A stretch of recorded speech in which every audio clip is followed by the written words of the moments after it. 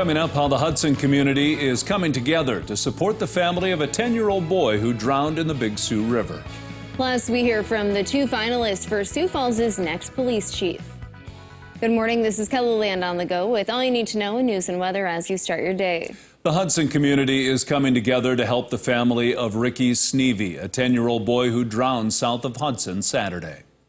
Ricky was enjoying the Big Sioux River with his family when he jumped in the water to save his sister. She got to safety, but Ricky didn't make it back to shore. Several fire departments, ambulance crews, and law enforcement arrived on scene, both from Lincoln and Sioux County. On arrival, we started letting the fire departments, we also had divers come in that started searching for the boy. We had several boats from the South Dakota game fishing parks.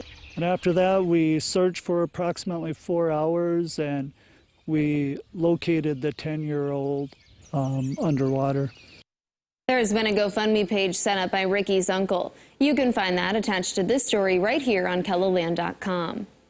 The dictionary defines a cold case as a case that has not been solved. Some cases have been cold for decades, including the murder of 92-year-old Clara Olson. On August 6, 1986, someone murdered the elderly woman inside her Central Sioux Falls apartment. The crime put neighbors on edge. More than 3 decades later, the case remains unsolved. Another Sioux Falls case dates back even further to March 6, 1974. That's when Ellabeth Lodermeyer vanished from her home without a trace. Decades later, investigators are still looking for her body. Tonight at 10, we'll hear from Ellabeth's niece, her former boyfriend, and a detective as we investigate what happened to Ellabeth.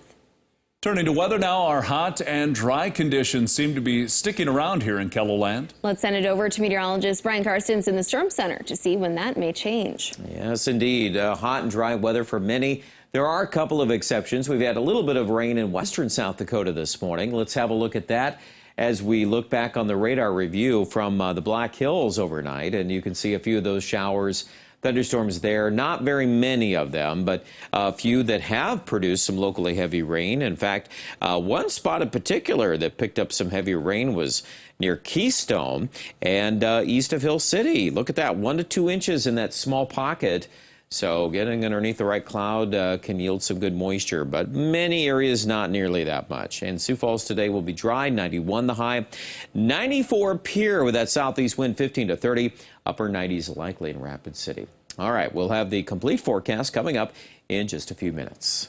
Thanks, Brian. Last night we had a chance to talk with the finalists for Sioux Falls' next police chief. One thing we talked about was how different people have different ideas about what law enforcement should be.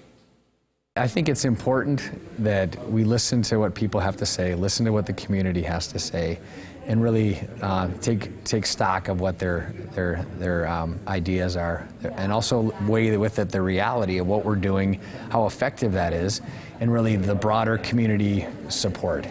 That's the thing about law enforcement. There isn't just a set standard of what it looks like in each community. You have to look at how law enforcement interacts with your community and what it is in Sioux Falls. Obviously, there's going to be varying opinions no matter what we do. But what I feel about it in Sioux Falls is it needs to be an interactive approach with the community. The mayor's appointment of the next police chief is set to come by the end of this month. A staff member with the Good Samaritan Society is receiving special recognition for her hard work. Chong Buckhouse has been working at the Good Sam Prairie Creek Lodge for 4 years. She serves breakfast to residents, cleans dishes, and takes time to talk with them. She says that in that time, they've developed a close bond. I loved it. They loved it. We all just like my own family. They nominated her as the first recipient of the Good Sam Guardian Angel Award. She earned a special pin, a certificate, and a huge round of applause from her friends. And that's a look at some of our top stories. Now let's get one last look at your weather with meteorologist Brian Karstens. Brian? All right, weather this morning. Again, that scattered hit of rain this morning in the west. That continues. Tomorrow, after a hot day tomorrow, 100-degree temperatures are likely west of Sioux Falls. We are forecasting the chance of a couple thunderstorms tomorrow night. That would be a marginal risk of severe weather if we can develop some of those thunderstorms, and they're more likely to happen at night. if they indeed develop. Futurecast, so what we see here is the dissipation of that morning rain in the west.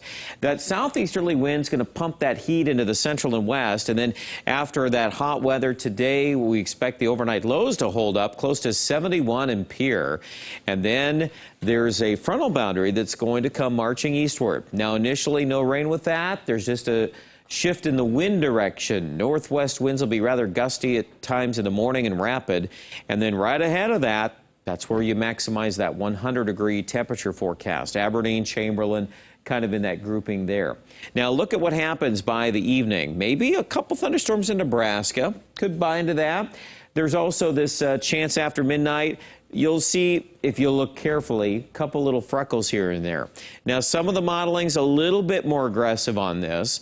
I would take a cautious approach. When you're in drought, you have to be very mindful of that. That is a definite consideration when we forecast the rain here into Thursday morning. But if we sprout a few thunderstorm clusters, there is the chance that we could regenerate those Thursday night in northwest Iowa or extreme southeast South Dakota. So there's a little window here where some things can be moving. And just to give you a second example of this, this is another model that we look at, and you can see after midnight tomorrow night, there's a little bit more to this one, especially in Minnesota, where perhaps a nice line of thunderstorms could develop.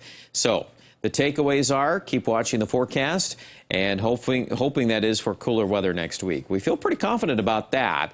And along with that, in the long-range forecast, once we get the temperature to drop into the 70s, there are some additional chances of rain starting Sunday into Monday. So that's the best news I can give you on the drought, and more details forthcoming. In the meantime, tomorrow's a scorcher. It's 97 in Sioux Falls, 100 in Aberdeen. We could hit 102 out toward Chamberlain. Pierre, not a whole lot different. But then it's Thursday later in the day, and then into Friday and Saturday. We at least drop it down a little bit to upper 80s and low 90s in Pierre. And I think Rapid also pretty warm start to the weekend, near 90, but then it's next week. Looks better. Check out details with this forecast online at KELOLAND.com, and have a great day.